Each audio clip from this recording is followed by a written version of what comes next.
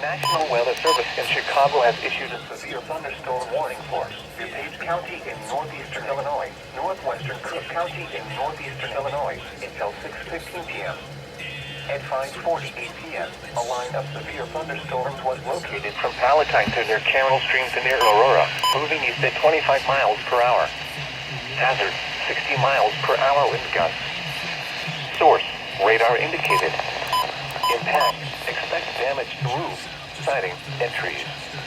Locations impacted include Aurora, Naperville, Elgin, Arlington Heights, Schaumburg, Bolingbrook, Palatine, Des Plaines, Mount Prospect, Wheaton, Hoffman Estates, Downers Grove, Glenview, Elmhurst, Buffalo Grove, Greenwood, and Carroll. For your protection, move to an interior room on the lowest floor of a building.